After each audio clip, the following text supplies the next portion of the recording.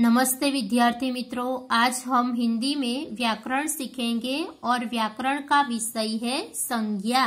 संज्ञा का अर्थ बताते हुए उसके भेद यानी कि प्रकार स्पष्ट कीजिए। जिसे हिंदी में संज्ञा कहते हैं उसे गुजराती में संज्ञा कहते हैं। संज्ञा यानी कि नाम, नाम को संज्ञा कहते हैं। संज्ञा को अंग्रेजी में नाउन कहा जाता है। सबसे पहले हम परिभाषा समझते हैं। किसी भी वस्तु, व्यक्ति, स्थान या भाव को सूचित करने वाले शब्द को संज्ञा कहते हैं। ऐसे शब्द जो किसी वस्तु, व्यक्ति, स्थान या भाव को सूचित करते हो, ऐसे शब्दों को संज्ञा कहते हैं। दूसरे शब्दों में संज्ञा यानी कि नाम, नाम को संज्ञा कहते हैं। जैसे कि पहला वाक्य है सतीश होनहार लड़का है, तो लड़के का नाम है सतीश, तो सतीश संज्ञा है। दूसरा वाक्य है नर्मदा गुजरात की बड़ी नदी है, नदी का नाम क्या है? तो नर्मदा, नर्मदा संज्ञा है। तीसरा वाक्य है गिरनार गुजरात का बड़ा पर्वत है, पर्वत का नाम क्या है? तो गिरनार, तो गिरनार संज्ञा है। चौथा वाक्य है हमारे राज्य का नाम गुजरात है, राज्य का नाम क्या है? तो गुजरात, गुजरात संज्ञा है। पांचवा वाक्य है गीता एक महान ग्रंथ है, ग्रंथ का नाम क्या है? तो गीता, तो गीता संज्ञा है। छठा वाक्य है मीना अच्छी लड़की है, लड़की का नाम क्या है? तो मीना, तो मीना संज्ञा है। तो इस प्रकार रेखांकित शब्द सतीश, नर्मदा, गिरनार, गुजरात, गीता, मीना ये सभी संज्ञाएं हैं। यहाँ पर रेखांकित शब्द किसी भी वस्तु, व्यक्ति, स्थान या भाव को सूचित करने वाले शब्दों है, इसीलिए वह संज्ञा यानी कि नाम है। अब हम संज्ञा के प्रकार समझते हैं। संज्ञा के कुल 5 प्रकार है।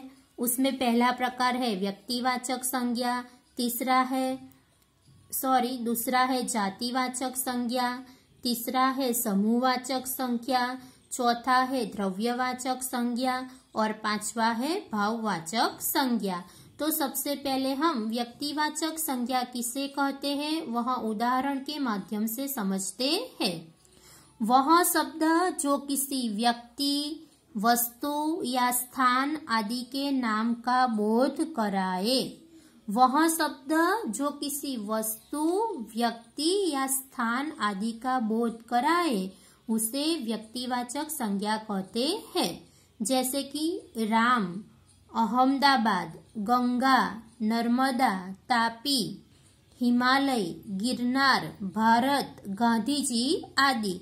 तो यहाँ पे राम व्यक्ति का नाम है, अहमदाबाद स्थल का नाम है, गंगा, नर्मदा, तापी नदी का नाम है, हिमालय, गिरनार पर्वत का नाम है, भारत देश का नाम है, गांधी जी व्यक्ति का नाम है। तो ये सभी व्यक्तिवाचक संज्ञाएं हैं। दूसरा प्रकार है जातिवाचक संज्ञा। नाम से ही स्पष्ट है जातिवाचक। ऐसे शब्द जो पूरी जाति का बोध कराए उसे जातिवाचक संज्ञा कहते हैं। जिससे पूरी जाति का बोध हो उसे जातिवाचक संज्ञा कहते हैं। जैसे पर्वत, पुस्तक, पक्षी, नदी, देश आदि। पर्वत कहेंगे तो पूरी पर्वत जाति का बोध हो जाएगा, जिसमें गिरनार, शत्रुंजय सभी तरह के पर्वत आ जाएंगे, पर्वत की पूरी जाति आ जाएगी। दूसरा शब्द है पुस्तक।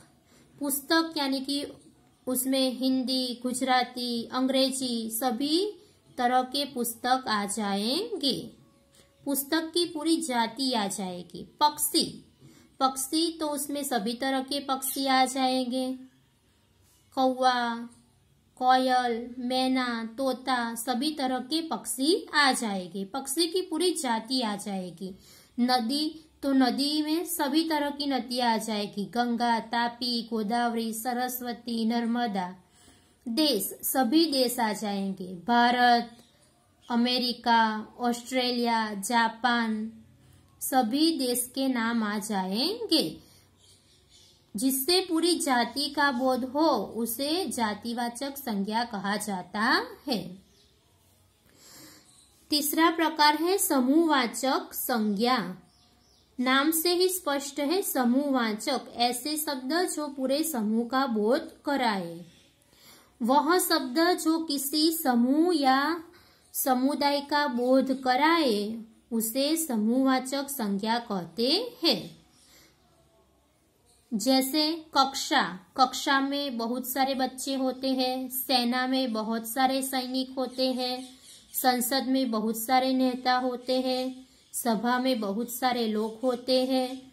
मंडल में बहुत सारे व्यक्ति होते हैं और भीड़ में बहुत से लोगों का समूह होता है। और संघ में भी बहुत सारे लोग संगठित हुए होते हैं। तो इस प्रकार ये सभी शब्द किसी समूह या समुदाय का बोध कराते हैं।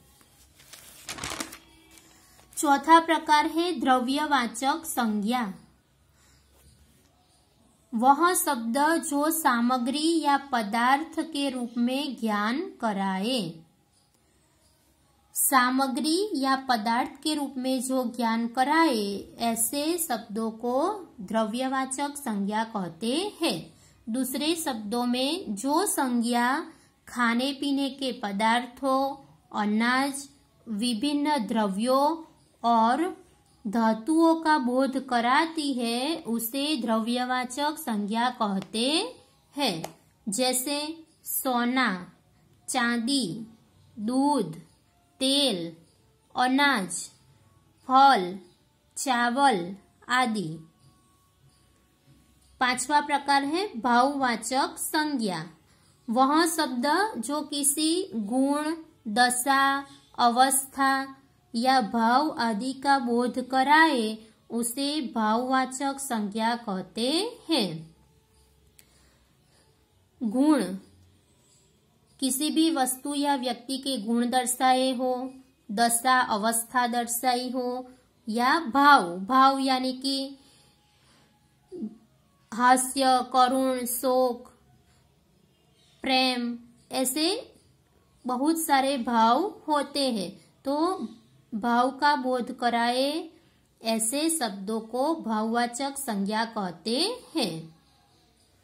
जैसे चतुराई, बीमारी, बचपन, क्रोध, शांति, सुंदरता, मनुष्यत्व, करुणा, सत्य, अहिंसा, दया, प्रेम आदि। तो ये शब्द किसी न किसी गुण, दशा, अवस्था या भाव का बोध कराते हैं। इसीलिए ये सभी शब्द भाववाचक संज्ञा कही जाती है। तो विद्यार्थी मित्रों, संज्ञा किसे कहते हैं और संज्ञा के प्रकार हिंदी व्याकरण की नोटबुक में लिखकर तैयार करने हैं। आभार।